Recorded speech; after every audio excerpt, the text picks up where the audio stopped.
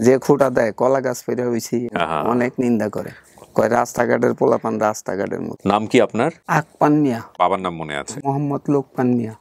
ফুপুর নাম ডালিম। গ্রামের নাম হলো হাবিশপুর গ্রাম। ইম্পর্টেন্ট তথ্য, হাবিশপুর গ্রাম। বাবার বন্ধুর বাড়ি হচ্ছে রাজশাহী লক্ষ্মীপুরে। জি।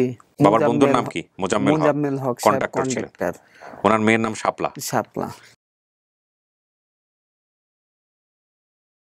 আসসালামু আলাইকুম প্রিয় দর্শক এবং শ্রোতা, আল্লাহ সর্ব অবস্থায় আমাদের সবার মঙ্গল করুন, সবসময়ের মতো সেই দোয়া এবং শুভকামনা জানিয়ে শুরু করছি আপন ঠিকানার বেসিক ভিডিওর। আজকে 8টা ভিডিও রেকর্ড হওয়ার কথা পরপর, তার মধ্যে 7 নম্বর ভিডিওটা রেকর্ড করছি আমি, এবং আমার জন্য একই কথা বারবার রিপিট করাটা আমার জন্য খুবই কষ্টসাধ্য। তবে একটা ঠিক যে আমি মাথায় রাখছি যে 8টা ভিডিও 8টা দিনে প্রচার হবে, সুতরাং আপনারা যেহেতু একইভাবে দেখবেন না, পরপর দেখবেন, আপনাদের কাছে প্রতিটি কথাই হয়তো বা কিছুটা হলো কম্পারেটিভলি সেই দিনের জন্য নতুন মনে হবে। তো সেই জায়গা থেকে আমার কথার মধ্যে কিছুটা ক্লান্তি বোধ চলে আসতে পারে, বিরক্ত বোধ চলে আসতে পারে চেহারার মধ্যে, হয়তো বা সেটা নিষ্গুণে ক্ষমা সুন্দর দৃষ্টিতে দেখতে হবে। একই টানা 2-3 ঘন্টা চেয়ারে বসে থাকা এটা খুব ডিফিকাল্ট কাজ, কিন্তু আল্লাহ আমাদের এই পরিশ্রমটাকে কবুল করুক। আমাদের যে ভাইরা এখানে এসছেন, বোনরা এখানে এসছেন তার পরিবার খোঁজার জন্যে, আল্লাহ তাদেরকে এত বছর পরে নিজ পরিবারে ফেরার তৌফিক দিক, সেই দোয়া করে শুরু করতে চাই। যারা এই অনুষ্ঠানে আসতে চান দয়া করে আমাদেরকে ফোন করবেন। আমাদের ফোন নম্বর হচ্ছে 09639887777। আমি আবারও বলছি 09639887777। নাম কি আপনার? আকপান মিয়া। আকপান মিয়া। জি। এটা কি বাবা মায়ের দেয়া নাম? জি। নাম চেঞ্জ হয়েছে? চেঞ্জ হয়েছিল এদিকে আয়া শহীদ মিয়া। আচ্ছা, আমার এলাকায়। আকপান মিয়া। আপনার মায়ের নাম মনে নেই, আপনার বাবার নাম মনে আছে? জি। বলেন তো। লোকপান মিয়া, মোহাম্মদ লোকপান মিয়া। লোকমান মিয়া। ফুপুর নাম? ফুপুর নাম ডালিম। ডালিম। আপনার গ্রামের নাম কি? গ্রামের নাম হলো হাবিশপুর গ্রাম। কোন জেলা কোন থানা কিচ্ছু বলতে পারেন না, উনি গ্রামের নাম বলতে পারে, এটা খুবই তথ্য, ইম্পর্টেন্ট তথ্য। হাবিশপুর গ্রাম। বাবার বন্ধুর বাড়ি হচ্ছে রাজশাহী লক্ষ্মীপুরে। জি। বাবার বন্ধুর নাম কি? মোজাম্মেল হক, কন্ট্রাক্টর ছিলেন। ওনার মেয়ের নাম শাপলা। শাপলা। খুবই গুরুত্বপূর্ণ তথ্য। প্রথম থেকে বলেন তো একবারে কি হয়েছে একটু শুনি। আমি আমার বাপের লগে, আব্বার লগে, আমি দাদি আর আমার আব্বাই, আমার কাকার লগে একটু ইয়া হয়েছিল। হওয়ার পরে আব্বাই কইলো যে এইভাবে তো আমাকে সময় যাইব না, আমার ছেলের ভবিষ্যৎ আছে, ভবিষ্যৎ নষ্ট হয়ে যাব। তো কাকার লগে ইয়া কইরা একেবারে আয়া পড়লো কই রাজশাহী। আমারে রাগারাগি করে, হ্যাঁ, আমার দাদিরে নিয়ে আমারে নিয়ে আব্বাই আয়া পড়লো রাজশাহী। জি। রাজশাহী আয়া ওই জায়গায় চিকিৎসা করছে।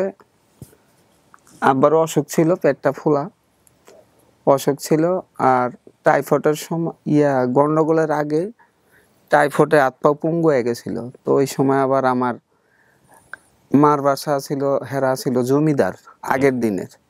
তো আমার নানাই আবার আমার মারে লয়ে গেছে গরু গাড়িতে করে টিপসই দিয়ে আমার বাপেরতে। এরপরেই মনে করেন যে আমার আবার কইলো 7 মাসের সময় পেলে কলা গাছের বাগানে ফালাই দেখেছিল, দাদিতে শুনছি। আপনাকে? কে? আমার নানাই।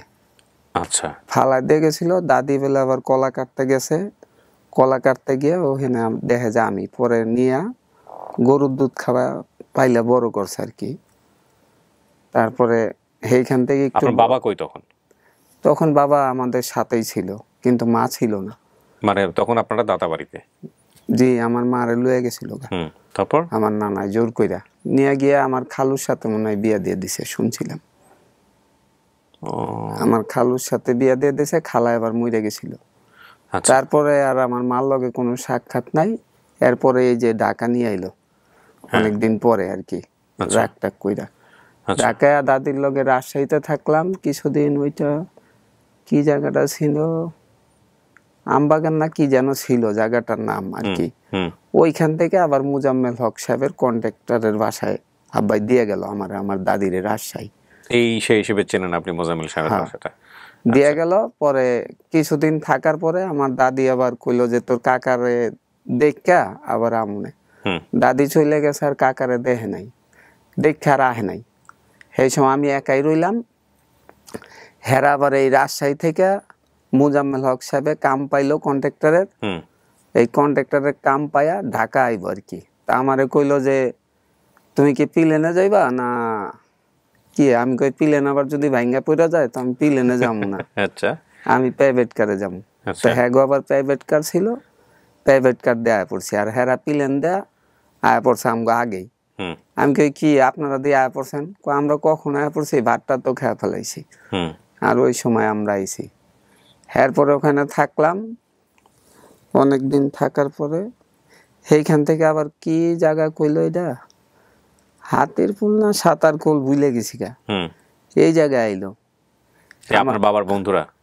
আমার নিয়া কাজ পাইলো, আয়া পড়লো। আয়ার পরে সেই সময় ওই যে জিয়া রহমান আছে না, জিয়া রহমান যে মারা গেল, হুম সেই সময় লাশটা টিভিতে দেখাইতেছিল। তো আব্বাই আবার ওই যে আগে তো টেলিফোন ছিল, হুম সেই টেলিফোনে ফোন করলো যে আমি তো চাকরি পাইছি সরকারি পুলিশের, তা আমি তোমার 7 দিন পরে নিতাম। হুম তা আমি চিন্তা করলাম দেশের তাই এক বিল্ডিংয়ে উঠলাম, এইখান থেকে আবার এখানে এক বিল্ডিং উঠলাম। হুম তা আমি আব্বারে গিয়ে একটু দেখাই, এক বিল্ডিংয়ে যামু গা মিরপুর, হুম গিয়ে আব্বারে পামু, পাইলে দেখে আবার আয় পড়ুম। আচ্ছা। এই উদ্দেশ্যেই রওনা হইলাম। সেই সময় তো গাড়িতে ভাড়া লাগে নাই, ছোট আছিলাম। হুম গেছি মিরপুর, গিয়েই তো আর আড়াই গেলাম। মিরপুর গিয়ে আড়াই মিরপুরে গেছি। হারাইলেন কিভাবে? এই তো এইভাবেই মানে মিরপুরে গিয়ে কি ঘটনাটা কি ঘটছে একটু বলেন তো।